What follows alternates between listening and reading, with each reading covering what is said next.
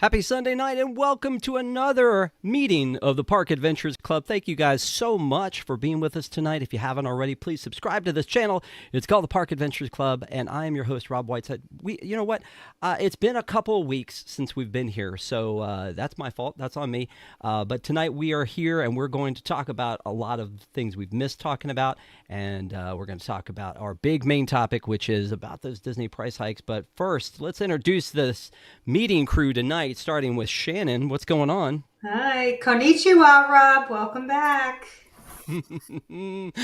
I was going to not do that. I don't want to be that guy that was like, oh, you know what? When I was in Tokyo, no, I'm not doing that. And Mr. Patrick Hackett. I don't know anybody like that, Rob, my little soda pop. How you doing? Big Pop. Big Pop is the new name. Pop. Yeah, Big Pop.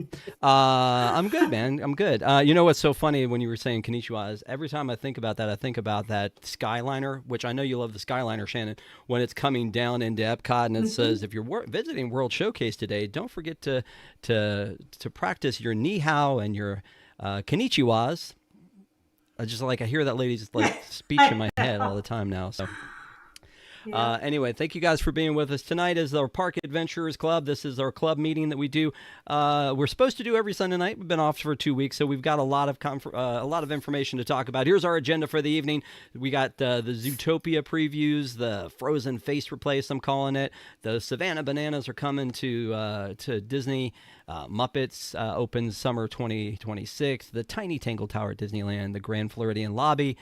Christmas at Epic Universe, Dinner with Santa, and Cake and Magic Band discounts are ending. And of course, again, our main topic is that Disney prices are going up, and we're going to give a full breakdown of what that means for you and for us as Disney fans. But let's get into the other stuff first. Is Disney made a whole bunch of, and we'll talk about how this is smoke and mirrors, by the way. Just happened to be on the same day when these price hikes were announced. Just putting that out there. That Zootopia is the Better Zootopia. Shannon, I'm gonna have a hard time getting committed to the phrase "Better Zootopia," but it's coming to Animal Kingdom. We already had the opening date, but now there are going to be previews for not only DVC but for annual pass holders. Shannon, are you rushing down to the Animal Kingdom so that you can catch the preview and be one of the first people to see Better Zootopia? Definitely not rushing for the previews, but also I'm trying to keep this spoiler free. I think I've said in the past, I don't have high expectations for this attraction. However, I am very excited. As you all know, I had a lot of disdain for A Bug's Life or in the Tree of Life. I hated it. So literally anything can be better than that. So I'm excited to see it and experience it, but I will get there when I get there. No rush. No rush. Okay, all right. Mr. Hackett, how about you?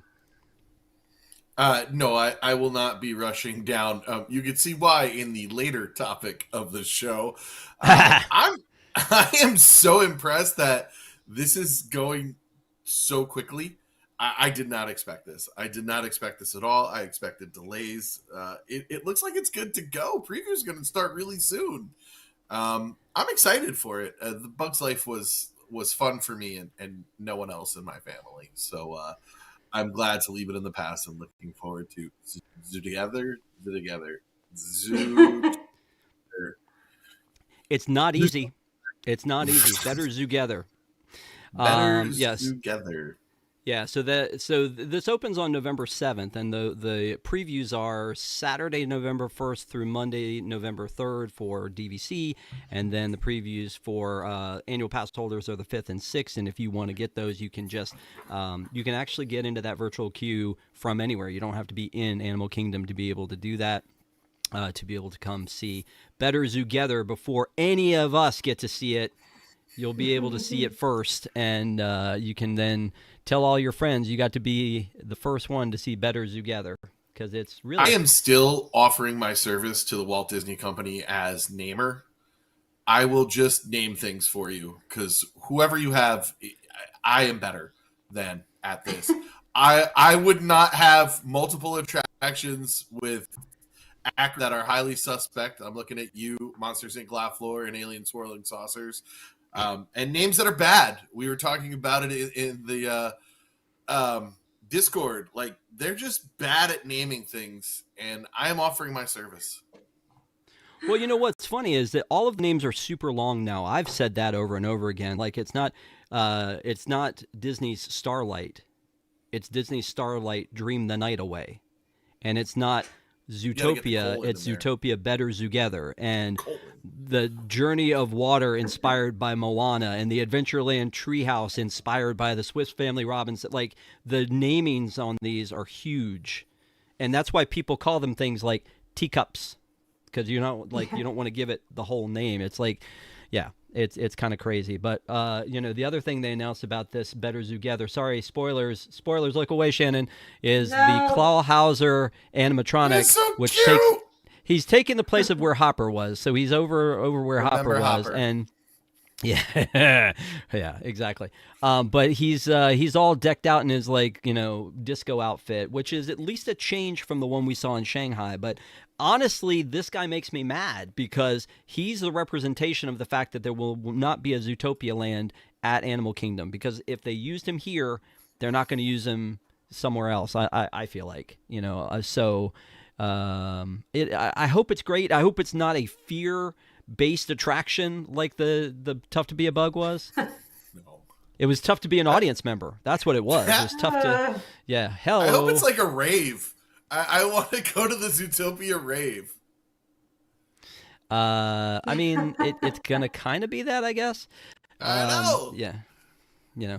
Well, you know what? Let's just let it go and talk about our next topic, which is Frozen is getting the actual animatronics faces, the ones that we've all been wanting. You know what? I think that the first time I really saw this projection mapping faces was the dwarves, maybe in Seven Dwarfs Mine Train, and it's like, okay, that's kind of neat because it's actual animation and it's animation come to life. But when you see Anna and Elsa, and there's that bad makeup job that they have underneath, where it's like they don't know how to put on base. I don't know things, but.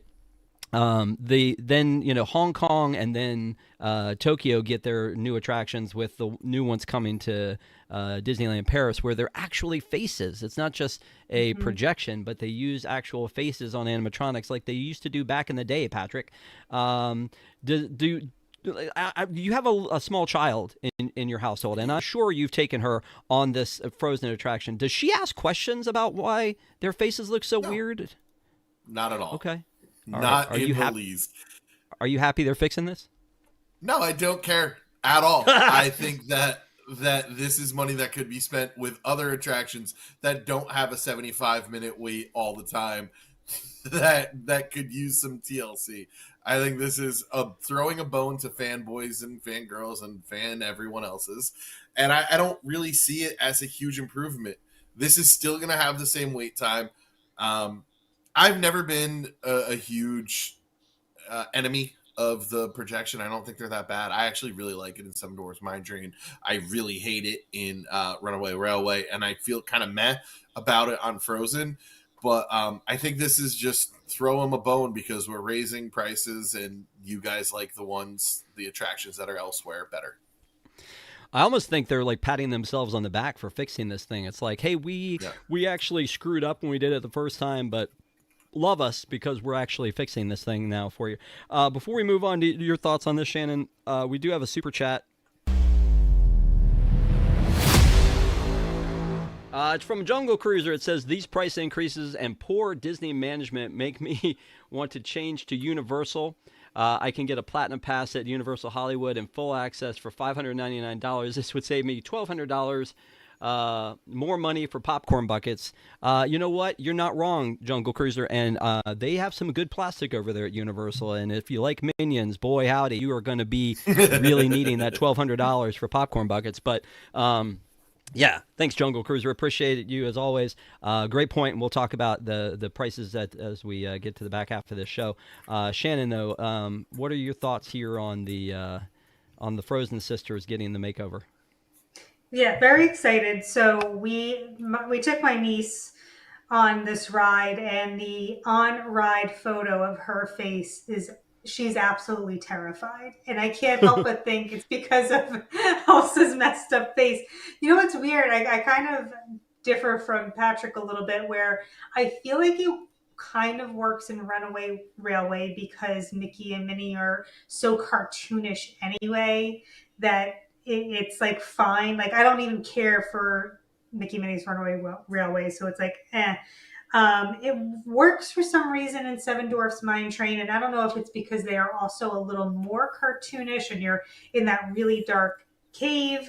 But it just never worked on this attraction. I think it's because you're so used to seeing full animatronics when you have life-size people, and the other attractions you have full animatronics. So I'm very glad that they're doing this, and I have seen those horror um, articles when there's like some kind of error and there's just like HTML code on the face instead of the face.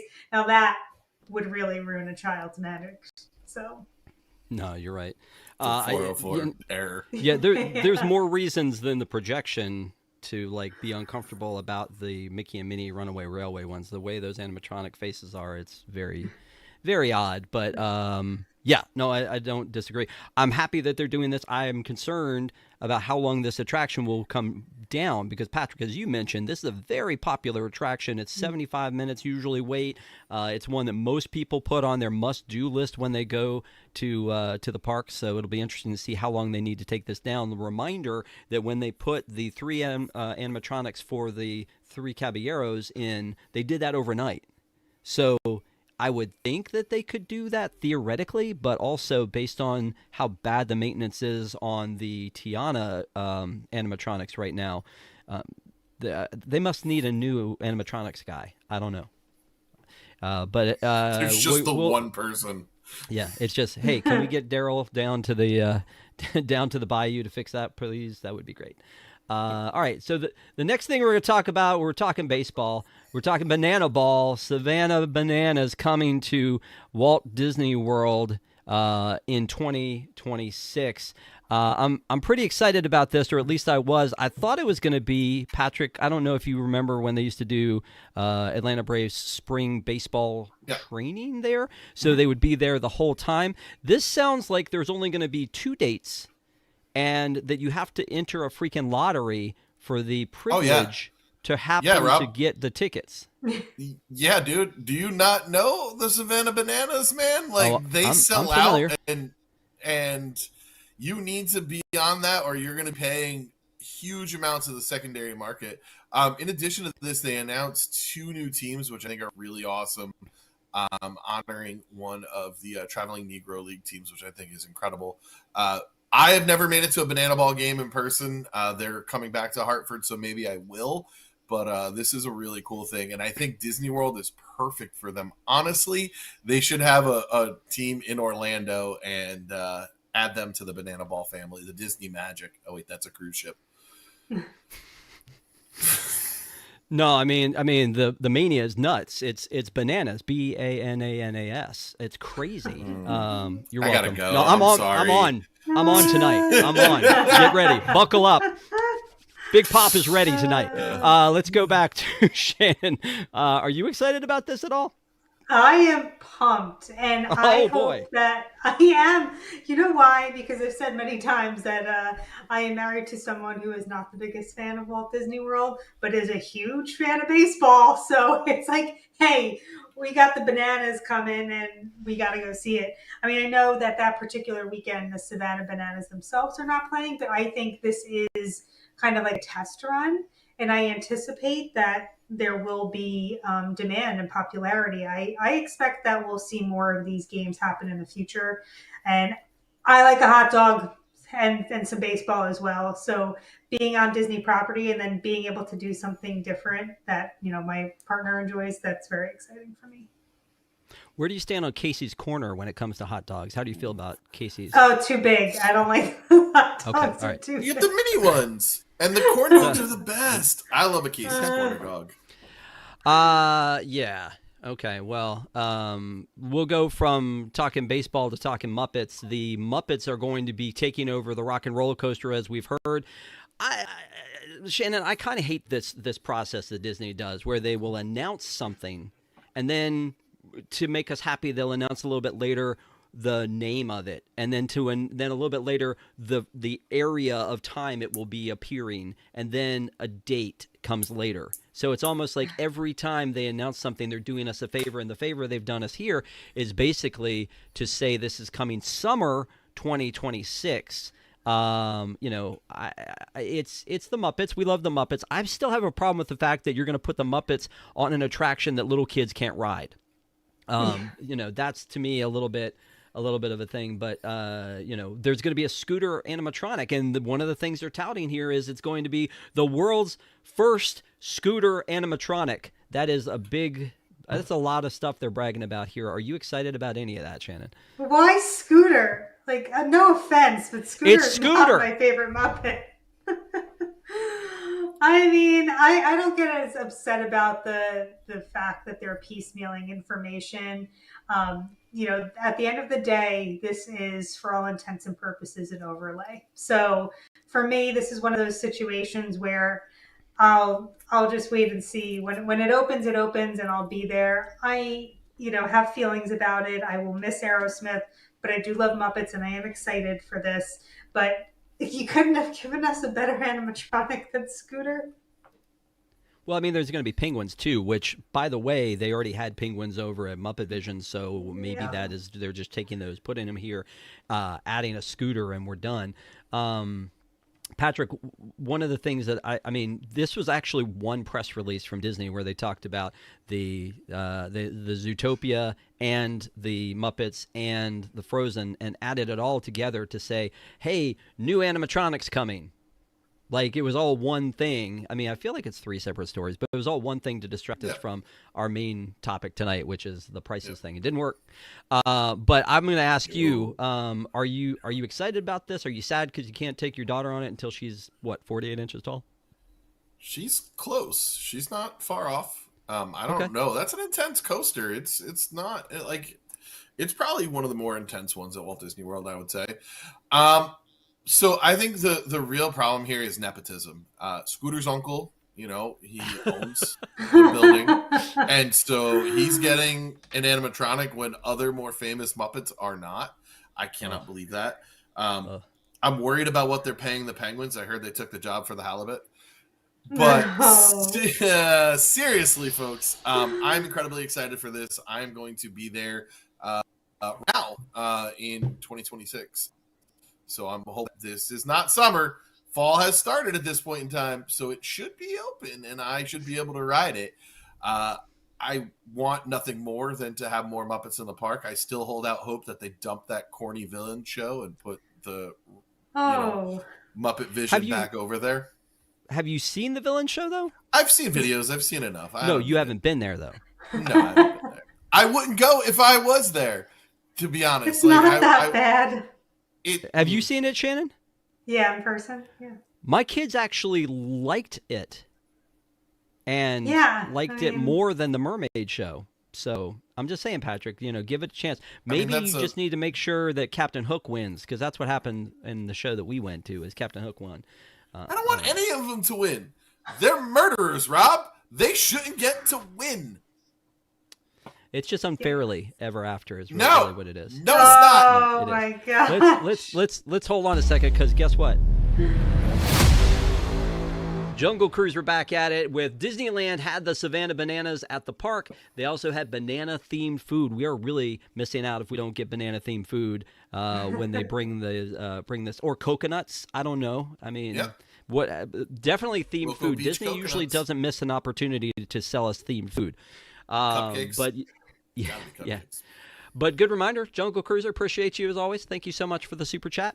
Let's move on to our next topic. which is I'm calling Tiny Tangled Tower. If you guys have been to Disneyland, Disneyland has a lovely, charming little attraction, the Storybook Land Canal Boats, where you can see different little vignettes of and houses from different Disney stories from throughout the Disney history. Love this attraction. It is so freaking simple and charming. The only thing I don't like about this one is the queue, because you better like the person to your left and your right, because you're going to be like this the entire time in that queue. But it's adorable. They have the same attraction in Disneyland Paris, and I am surprised that we never got this at Disney World, because again, it's very simple. I would love to have something like this. You get onto the boat and you have a storyteller or a cast member who sits there and it tells you the stories as you go through. You go through the Monstro, and then it's just, I don't know. I love it. Shannon, did you get a chance to do this when you went out to Disneyland? And are you excited that Tangled's been being added? Loved that ride. I regretted not going on it the first 2 times I went to Disneyland, because it like you said, it is so simple. I could see it being one of my staples, like a people mover. It's something where you go and you don't even think, you're just enjoying the ambiance, or like living with the land. And yeah, I think that adding the Tangled Tower is perfect. It fits in there so well. And I do wish that we get this in Disney World one day.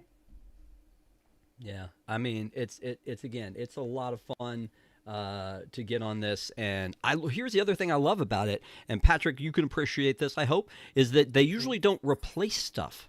They just add to it. So like, when you hear about Monstropolis maybe coming to Disney World, you may be thinking, what is that going to take the place of? Is it going to make sense and just take the place of that empty animation courtyard?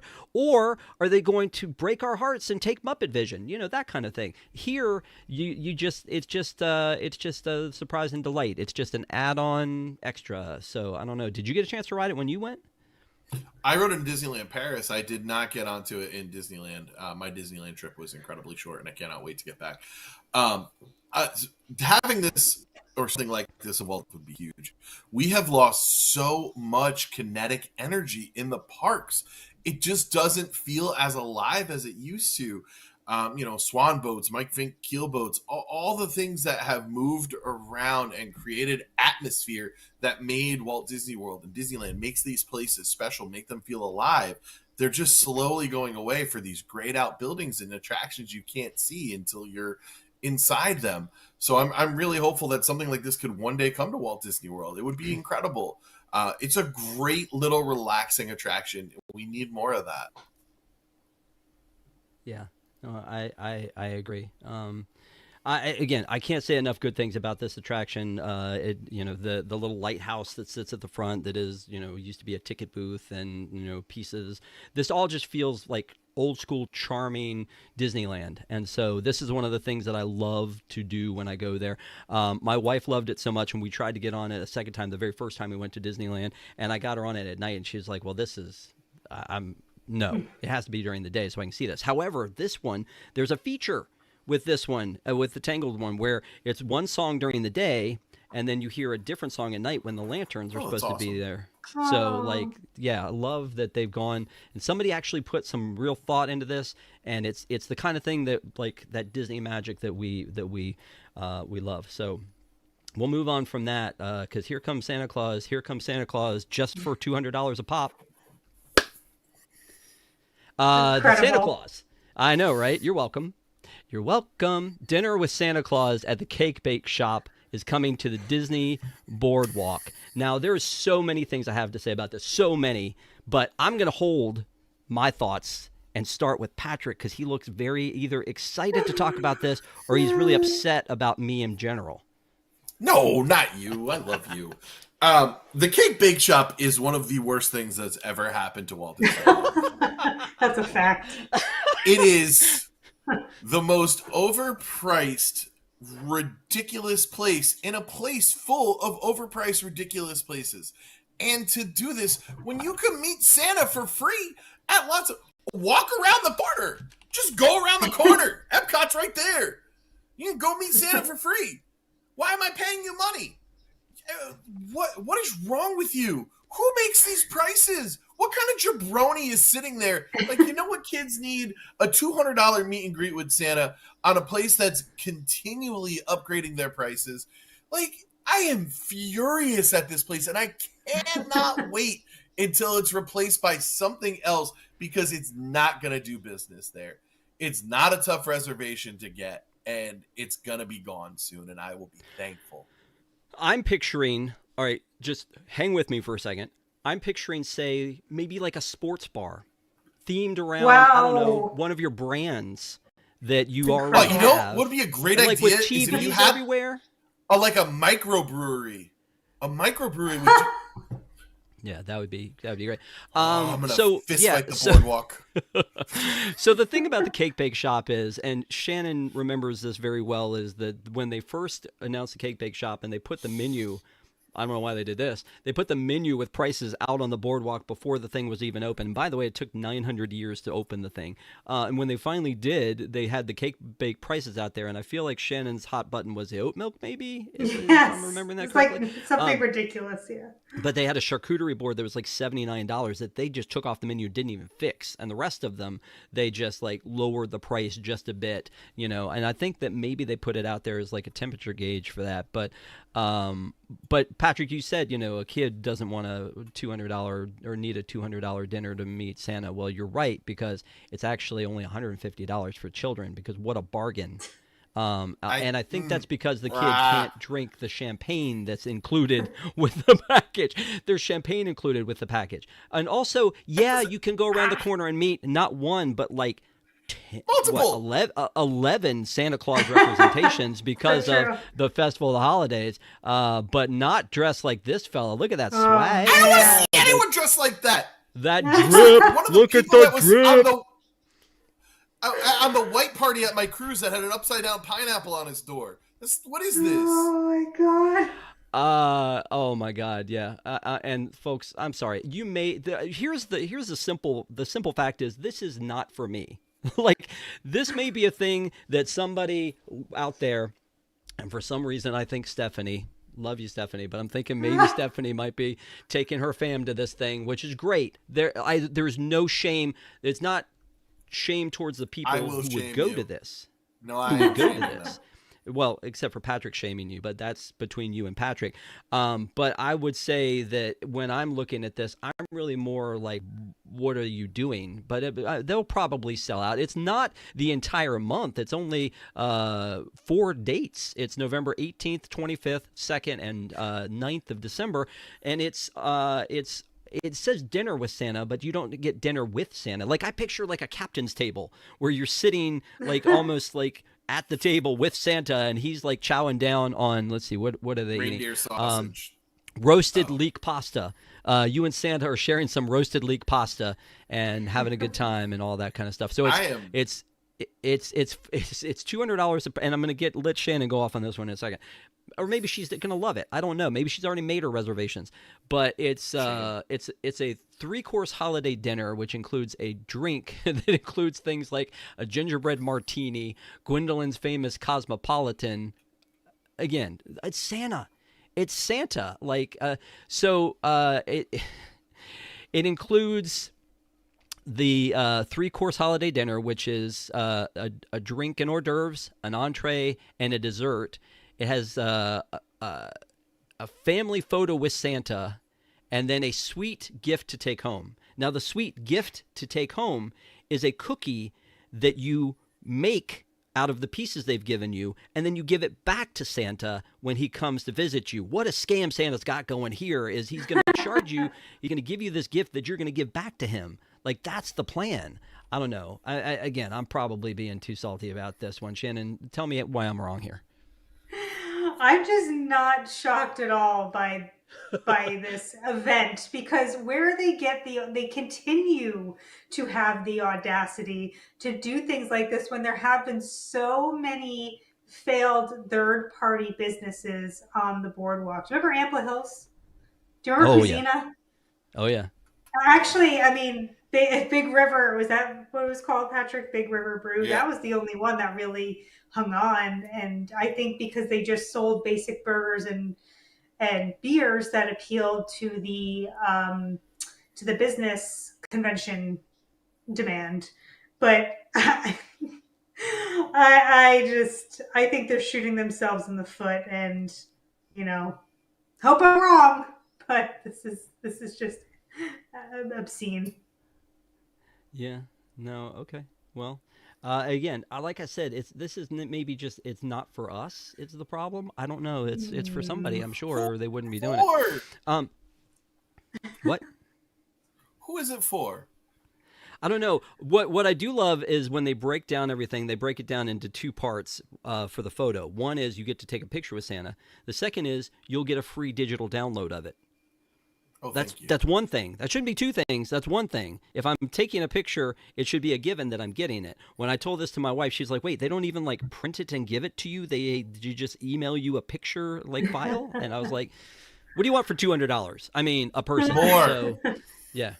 No, we're good. Everybody's fine.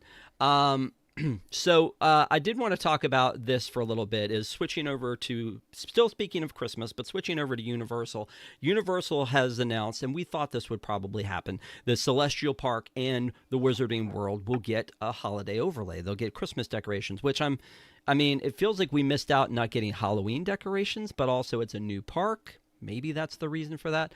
But Christmas is coming to Celestial Park at Epic Universe, and I'm excited about being able to see that. I'm not sure I'll get a chance to see it, but with all of those lighting packages that they have there, this should look fantastic. Patrick, the question that I have is, why aren't we getting the Nintendo overlay that already exists with the snowmen? Why aren't we getting Burke, which actually there is a Christmas special for How to Train Your Dragon called The Gift of the Night Fury? And most importantly, when are we going to see Frankenstein walking around Darkmoor in a Santa hat? I want to know that man, that last one I thought I was going to get, to talk about without you bringing it up. But yeah, why are we not doing Darkmoor? I imagine as things progress that they'll get all of this. You'll have Christmas everywhere. You'll have holiday decorations everywhere. I'm hopeful. When are we going to see Horror Nights expand to Epic? You want to talk about Halloween? When are we going to see that over there? I would love to see like a kid-friendly horror version over in Super Nintendo Land, like Luigi's Mansion, something. Be a lot of fun. But I'm looking forward to this. Even if I can't be there in person, I love watching video walkthroughs of people going through the parks during the holiday season. It's so magical. I think Universal doesn't get enough credit for how well they do the holidays. We do spend a lot of time talking about Disney and their kind of stranglehold on the holiday season, but Universal does well too. And I hope that as Epic ages, we see more expansion over there. Gotcha. Okay. Shannon? I don't have skin in this game. I love Christmas decor, but I'm not going to Epic anytime soon. So I'll catch it when I catch it. Maybe sometime in the future, maybe not. Well, let's talk about something you do have skin in the game, so much so that you were like, Rob, you have to add, why is this not on the agenda? We have to add this to the agenda. Yes. And I should have known, based on, know your audience, that based on the bouginess of Shannon, that we would need to talk about the Grand Floridian transformation of the lobby. I actually stayed. Is that your home DVC? I actually stayed there one night on our last trip because, again, with DVC, a lot of times you can't get the entire trip. You have to hotel hop a little bit to make sure that you can get in. So we stayed at Grand Flo one night. The lobby was so under construction that they basically had 3 cast members wearing iPads, like wearing them around their necks at the front instead of like a regular hotel desk. So they've redone the lobby. We knew they were going to do this with the birdcage bar that they're adding, but we've seen them redo the stairs. The stairs look different. They've got them all done up nice and honestly looking pretty sharp, I feel like. Yeah, no, for sure. They look really good. The actual front desk is also, I think, looks pretty classy. I don't know if it's just these photos taken by Blog Mickey that make it look so good, but I'm like, this looks pretty sharp. Like the way that's all laid out. There are lots of places to sit, which is a good thing. That's definitely a positive. And then the other thing that I kind of love about this is that when I looked at this this concept art and like say the sculpted shape of that couch, and then I was like, wait a minute, you actually did that couch. There it is right there. Like, oh, okay, Yeah. that's the thing you said you were going to do, and you did it. So I don't know if this came straight from IKEA or not, but honestly, I think that all of this looks like a lot, Shannon. Like, I don't know what your take is on it, but this, like, visually, I'm overwhelmed. I'm overstimulated. I became dysregulated.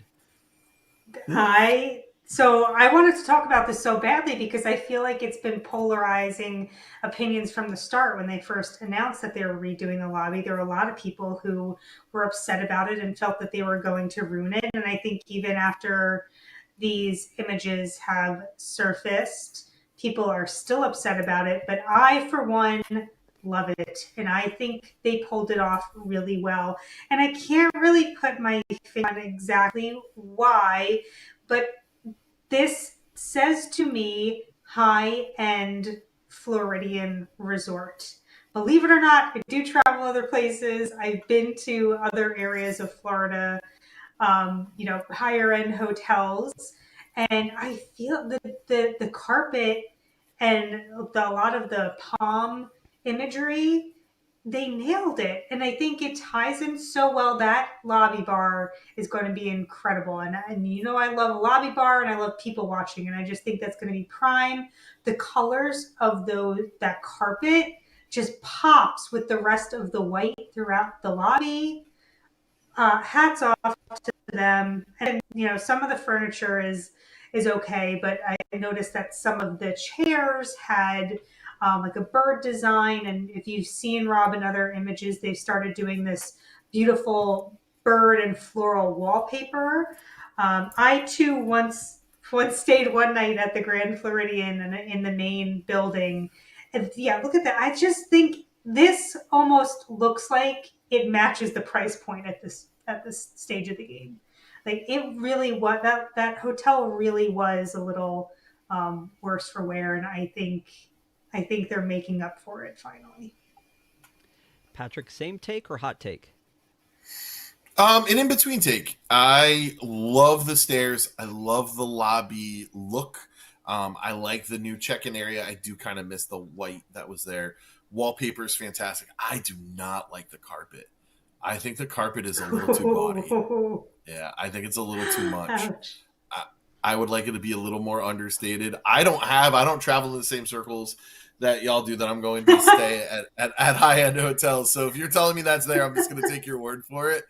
But like, I don't know. I feel like I like the understatedness that we had before. People are saying the old carpet was ugly. Yeah, it was. But this is a lot to me. This is the old carpet, by the way. Yeah, that's also ugly. And then let's flip it and see what the new one has to hold for us. Oh no, that's me. Hi, Rob. It feels like it's like 80% there for me. I really like it a lot, but there's just that one that I'm not feeling. I will see when we walk in the next time. I don't know when that'll be because I can't believe you got a room there for a night, Rob. I have such a hard time finding things on Saturday. And it's your home resort. It is. I don't know when, and I don't know how, but I know something's starting right now. Is that I found you that picture. So here's the new carpet. Yeah, it's a lot, man. It's busy. It's definitely a busy pattern, but I feel like the old because carpet. God, the old carpet's hideous. I don't think it's ugly. Yeah. I think it needed it. Well, here's the problem that I have, Shannon, is a lot of that stuff looks like you shouldn't, like it looks like grandma's living room. Like I feel like we should have plastic covers on these things when I go in there. Like it looks nice, but I don't know. But I know that people have a tendency, and you said you're a people watcher. Have you seen people mess up stuff? Because I feel like we do all the time. But like I was looking at those lamps, and they have little tassels hanging off. I was like, well, that'll last a week. Maybe I'm wrong. Maybe they have found a way to kid-proof, family-proof this thing, and it's going to be great. But I look at it and go, don't touch that. Yeah. Don't sit there. Don't sit on that because there's like just a throw pillow. Like, or do we do throw pillows? Maybe in high end hotels we do. But I don't know. I've been thrown out of hotels for throwing pillows, so I don't know what you're talking about.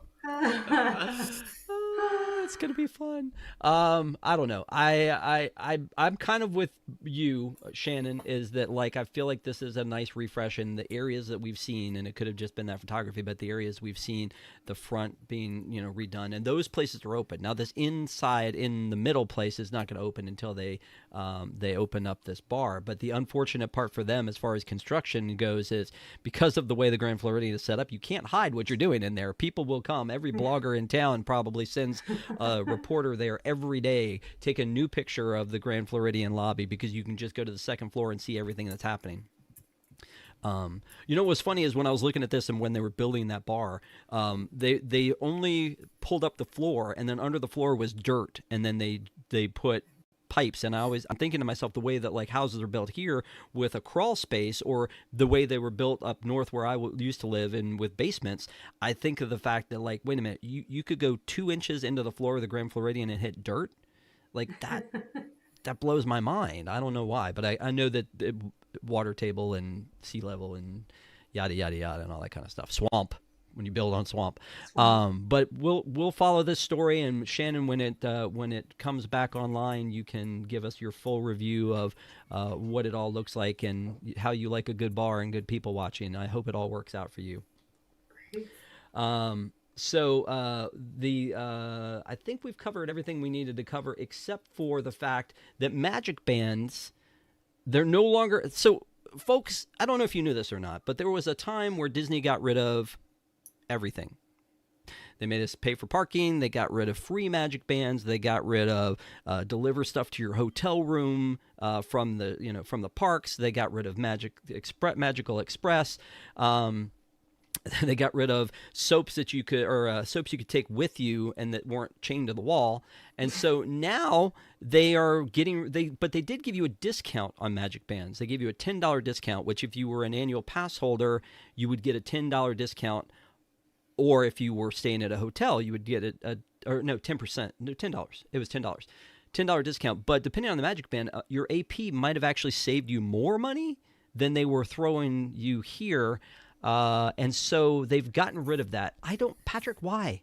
Why? And don't say because money, because I feel like the idea of magic bands is such a good idea at its heart. The fact that I can shackle my kid with this magic band as opposed to something they may lose, and then they can go tap into the room, tap into the park. But I feel like they should be embracing it rather than getting rid of it. No? I have no idea, Rob.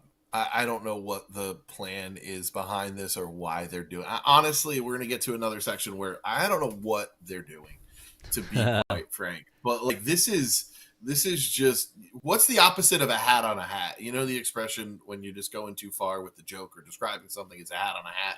What's the opposite of that? Is it like a kick to the shin and then a kick to the knee?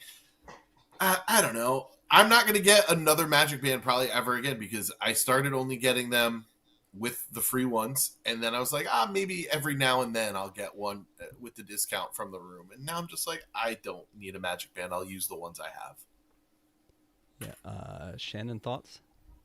Yeah, I don't understand why they did this.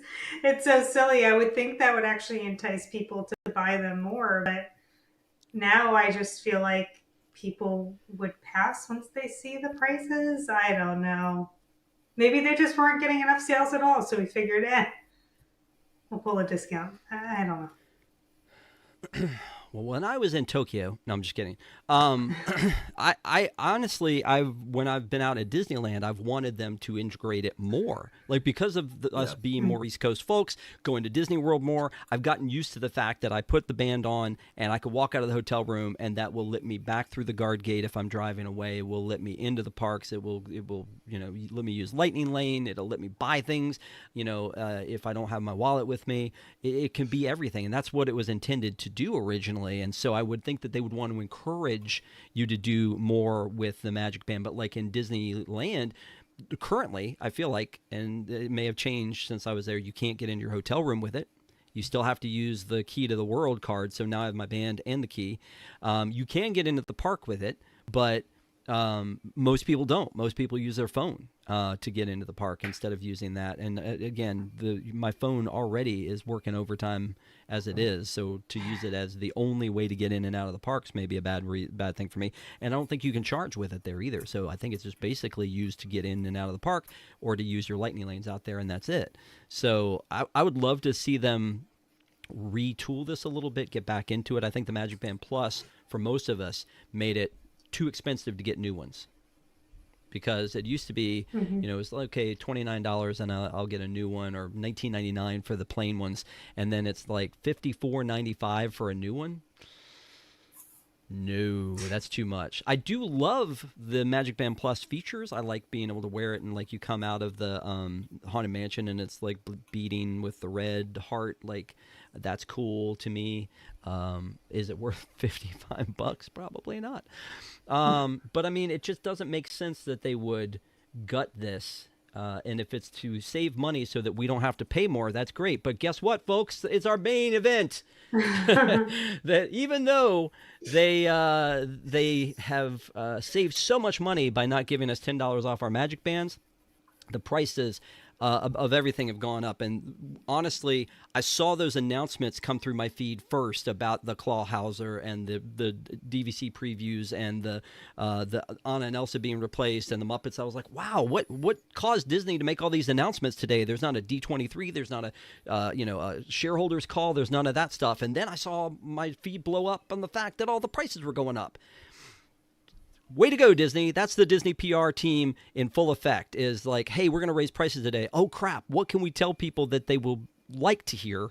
And we'll throw this out there. So the prices went up across the board for tickets, for annual passes, for lightning lanes, for food, for hard-ticketed events. You name it.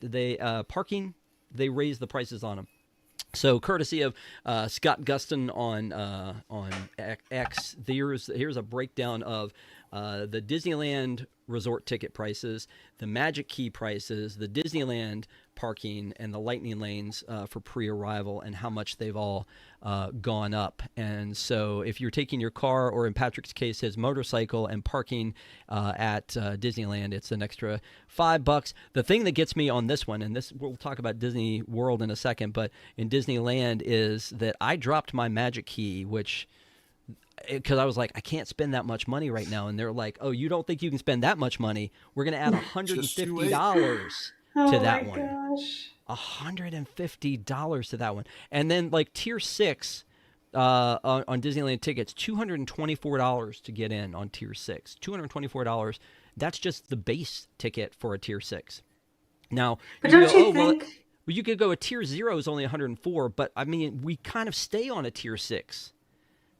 Because of how crowded those parks are. What were you going to say, Shannon?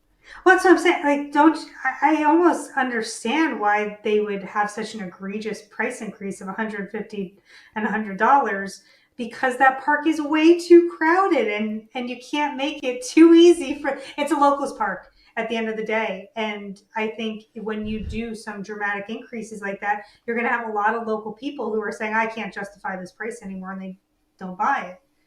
Every time I've been to Disneyland, and given I've only been there 3 times, it is so crowded I can't stand it. It almost takes away the magic for me personally. Yeah.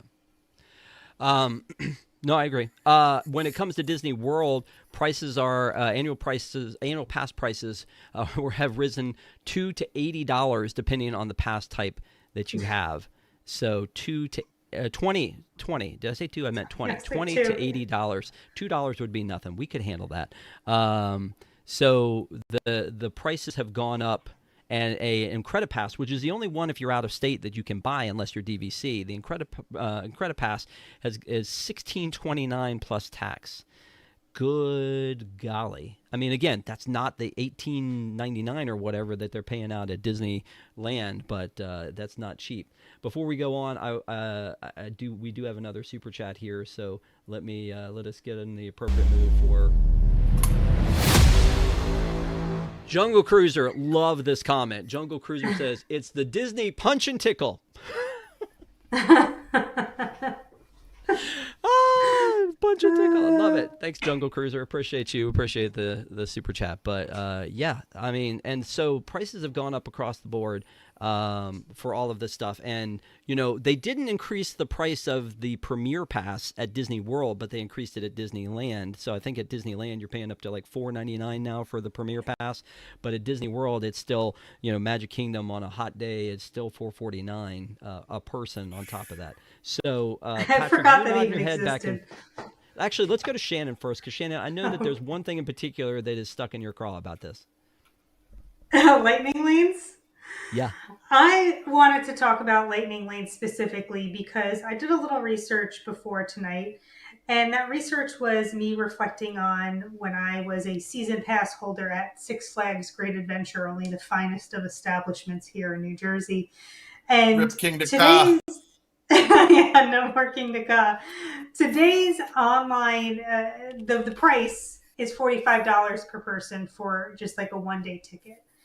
And the reason why I was thinking about this was that I would used to get a flash pass, which is the equivalent of a lightning lane. And it was always pretty expensive, talking 60 or so bucks. And it still is today that expensive, but it was always justified because the actual ticket to the park was so cheap. What blew my mind is that Six Flags actually does a tiered system now. And it sounds brilliant. I don't know if it would work for Disney World, but for those who don't know, they have 3 different tiers of Flash Pass now, where the first is you pay about $60 and you can basically, I guess it kind of works like DAS, where it's a virtual placeholder. And then you can, just go around the park and then come back when your time is ready, which I think is great. Then there's this middle tier where your wait time will be cut in half. That's about 90 to $100. And then finally, immediate boarding access is $120 to $150 a day. So even if you were to get that immediate boarding access plus the park ticket, it's going to be about the same or a little less than just a park admission at Disney World. Now, I know we're comparing apples to oranges here, but the fact that they continue to increase the prices on Lightning Lane, you still have these restrictions of you can only pick certain attractions at a time. Not all attractions are even included in the multi-pass. It is crazy to me, and the fact that you have to pay, shell out $45 a person, and that's just for 1 day. I don't know where they have the audacity, much like Cake Bake Shop. Yeah, catch Shannon as a Six Flags influencer. She's just shilling for big Six Flags is what she's doing over here. No, honestly, the funny part to me, Patrick, is that when it comes to the Express Pass at Universal, it's been incredibly expensive from the beginning, and we give them an Express Pass on trashing them about it, because that's where they were at the beginning. Is an Express Pass was like 100%. 2 to 3 times what your admission price would cost, and we're like, oh, that's Universal. But the difference is that Disney 6 years ago, this was free. It was free to get in there. I don't know. You've got annual pass. Here's one thing before I throw it to you, buddy. Something you said that has stuck with me amongst all the other advice you've given me, but this one in particular, something you said a long time ago is about Disney, because the answer to all of this is like, hey guys, why are you complaining about Disney so much? If you don't like it, just don't give them your money. Is that you said that you were too invested in Disney financially and emotionally to just walk away. So I constantly give you credit for that and for looking around like something happened just now. But yeah, I don't know, some strange noises, something strange in the neighborhood. It is spooky season. Hopefully not Ghostbusters. I don't know what that noise was, but so yeah, I'm way too emotionally and financially invested. I would have to divest in my DVC, which was a significant financial investment, and it's held its worth, which is incredible. I think once again, if you package this stuff, it would be an easier pill to swallow. If you're like, okay, here's the deal. You're an annual pass holder at this tier, Lightning Lane's included. It costs $800 more. It costs $1,000 more. People will pay that and then not have to think about it. But what this is nickel and diming. And what this is they want to get the most out of people who are coming back to these parks, who don't watch shows like ours, who don't go on the internet and do their research. I've seen it. I've seen it on cruises. I've seen it so many places that I'm like, I need to become a TA because I need to help these people. You're just going to pay it because you're stuck. And you are pot committed, to use a poker term, and no matter that you're sitting there with 2-4 in your hand with nothing on the river to help you, you're going to pay these prices because it's a once in a lifetime trip, and you're going to make the most of it, and you're going to leave with a bad taste in your mouth about Disney, and you're never going to come back, and they don't care. This is not based on return customers. This is based on whales and getting the most out of those Midwest families who are going to hate the experience, who aren't used to prices that are already this high. And I just don't understand what they're doing. People in the chat were saying, well, where's the line? I don't know. We have to be approaching it. We absolutely have to be approaching it, or not. And it's just going to keep going up. And they're actually a lot smarter than me, which is probably true. No. Interesting. Former Imagineer Eddie Soto, I don't know if you follow him on X, but posted, where is Disney PR? Why don't they compare the even higher prices of parking and tickets for 3 hours in an NBA, NFL, Broadway, or concerts? I'm not defending price hikes, but I'm saying that they are handled with a no full day value message that hurts the brand. Why?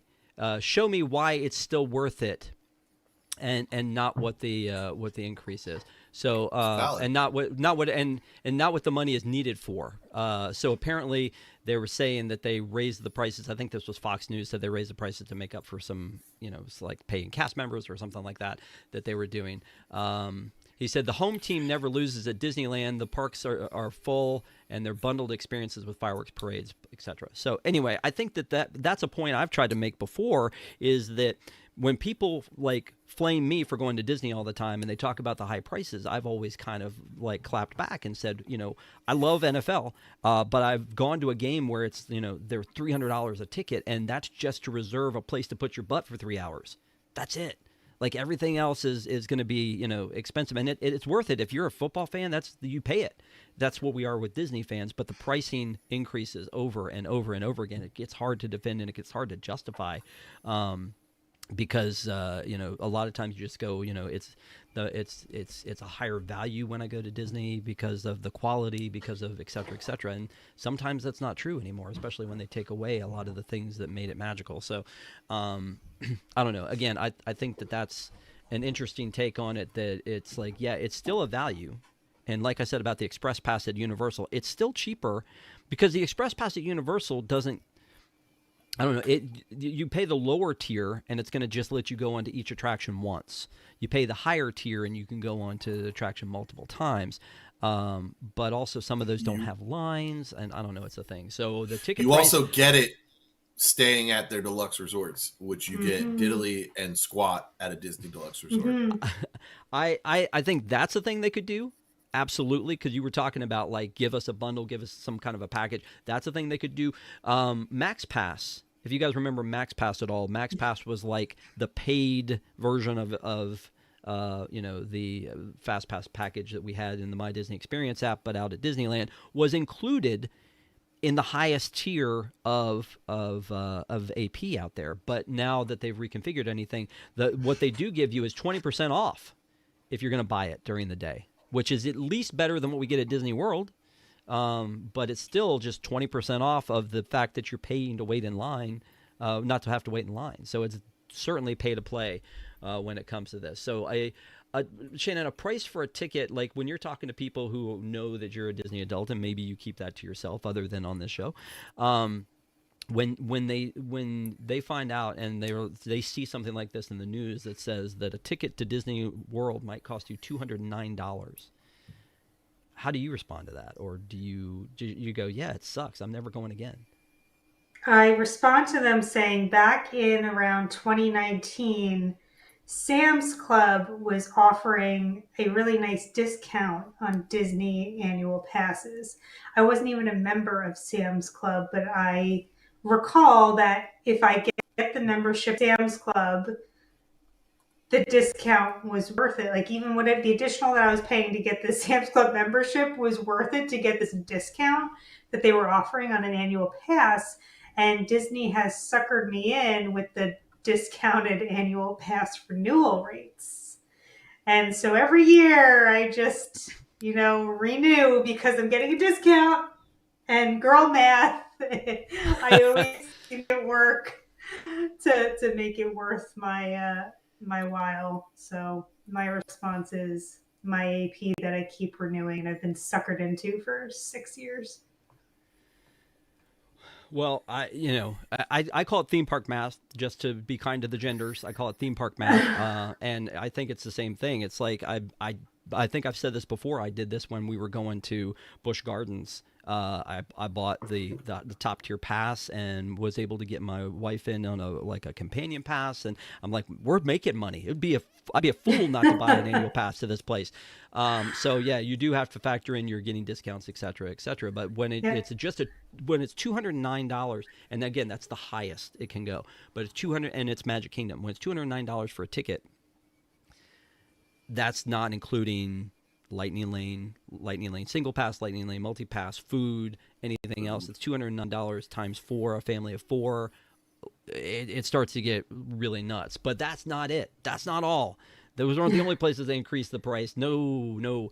Parking rates, standard parking went from 35, and this is Disney World, went from up $5 to $35 a day. Preferred parking went up to 50 to 60 instead of 45 to 55, and an oversized vehicle parking went up $5 as well. So basically they just added $5 to parking across the board. I'm surprised based on what they did here that they didn't go back to the we're going to charge you method for the parking at the hotels.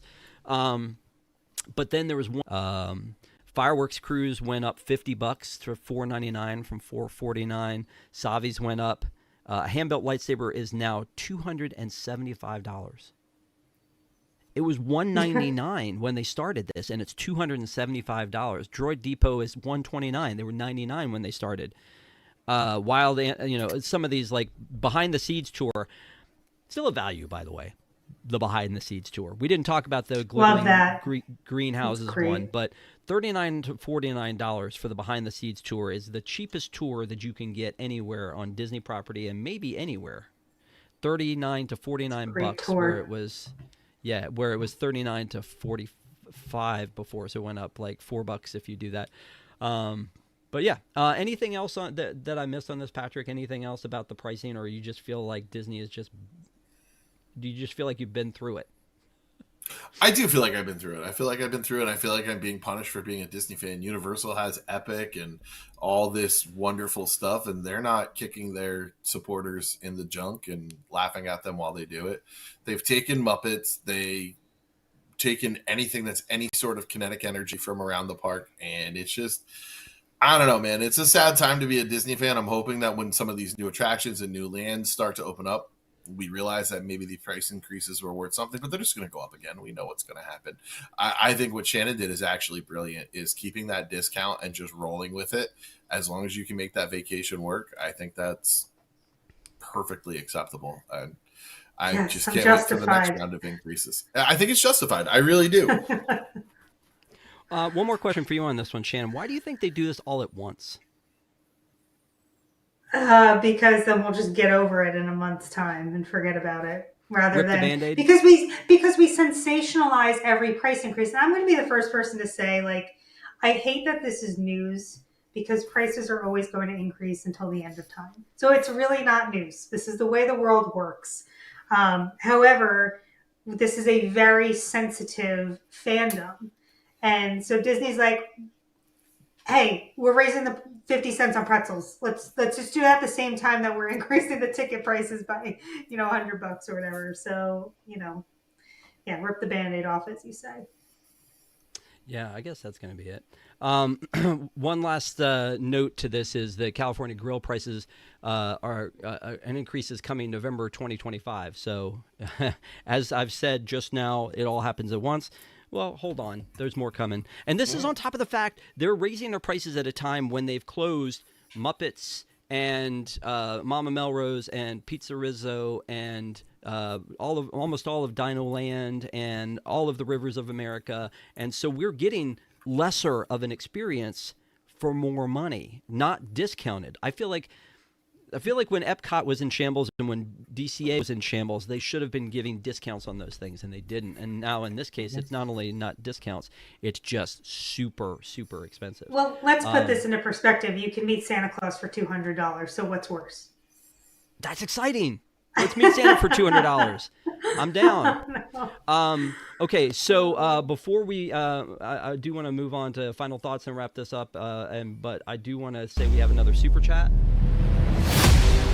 Jungle Cruiser back at it again. The big scam at Disneyland is that the kid dance parades, they're charged $800 just to parade through the park. Last week, 600 kids went in at $480,000. What happened? They're charging kids to parade through the park. I don't think that's math. I don't think that maths. Well, it's still a lot. I appreciate Jungle Cruiser's math and point, though. Yeah, no, for sure. And that's one of the things too. It's like the pay to play model. And thank you, Jungle Cruiser, for that. I appreciate it. The pay to play model in general is a thing that is the haves and have-nots. And that's the thing that my wife was talking about earlier today. Is that Disney World used to be, or Disney Park trip in general, Disneyland or Disney World used to be for everybody. And now it really feels like an elitist thing anymore. If you're like, okay, I'm going to Disney, and they're like, oh my God, you must be rich, and it's not like everything costs a lot of money. If I'm going to the beach, it costs a lot of money. If I'm going to, like we talked about an NFL game, it costs a lot of money. Everything costs a lot of money. And Disney is probably less of a value today than it was 10 years ago, 15 years ago. But at the same time, everything is expensive. And so, but this in particular, you really need to save. If you're that family from Indiana that's going to go for that once in a lifetime trip, you really need to save, and need to know what you're doing. So to Patrick's point about being a travel agent, I would beg anybody who has never been to Disney to solicit a travel agent to talk to them first before going, because you don't want to show up and not have a park reservation, not know what a lightning lane is, not know the difference between a lightning lane multi-pass, a lightning lane single pass, and a lightning lane premier. There's so many things to know about now, and on top of that, they're charging you a lot of money. So let's hope that they bring some value back to all of this. A little bit more surprise and delight, please. That would be nice. So again, thank you guys so much for being with us on your Sunday night. We appreciate it. And don't forget that the Park Adventurers Club has so much more for you. I don't know. Did I mention I went to Tokyo? Just kidding. That on Friday night, I did a video. It was my kind of haul of the stuff that I brought back from Disney after being gone for 2 weeks. I will have videos where I kind of talk about Tokyo Disneyland, Tokyo Disney Sea, and then the other things that we did there. So look for those coming to the channel soon. It's parkadventuresclub.com. We also have movie reviews that we've done with I think it was last week we did Freaky Friday, the original 1976 Freaky Friday with Stephanie. So go back and watch that one. My son does trivia on this channel. Patrick and Ron did a trip experience, a cruise experience that you can go back and watch. And also Shannon does a show called The Happiest Days, and she's going to be doing a new episode of that upcoming very soon. But this next Wednesday night we're going to be doing a Tron review of the 1982 classic Tron, so that anybody who hasn't already gone to see Tron areas will know where their Tron roots should be coming from. So come join us Wednesday night for a little show we call A Look on the Plus Side at 9 p.m. On this Wednesday night. And then also want to give a shout out to our pack. We love the pack. That's our Park Adventurers Club. Our club members are the magic. Club members are the magic to everything that we do. So thank you guys for being members of the Park Adventurers Club. If you want more information on that, go to patreon.com/GoPack, which is PAC, GoPack. So let's wrap this up. And again, the topic tonight, the big topic was that the Disney parks prices were up. I think we gave you our full breakdown. I think you know what's up. But let's get final thoughts. Shannon, what do you want to tell the people in summary about the Disney prices? I think they should watch my episode of Happiest Stays on the Walt Disney World Swan Resort. Send them to the other properties. Nice. I like It's a your hint. yeah. Yeah. I like your thoughts there. And Patrick, you kind of gave us a summary, but any final words on that? I'm about to have the happiest breakdown. I think that's what this is going to be. The prices are increasing. You want a breakdown? It's going to be my breakdown. That's where we're at. No, okay. Well, again, shout out to everybody who was with us tonight. Thank you guys so much for chatting along. Thanks for the super chats, Jungle Cruiser. We appreciate you. Thanks for everybody who spends your Sunday nights with us. Don't forget, we'll be back next Sunday night with another 8:30 showing of the Park Adventures Club meeting. Wednesday night is a look on the plus side, and then Friday night we'll have something else fun for you this Friday night at 8:30. So join us and follow us. And thank you guys for all your support. We appreciate you. We've been here for 6 months now, guys. And I'm very excited to keep pushing forward and see what we're going to do next. But don't forget, folks, adventure is out there. Have a great week, and we will see you next time.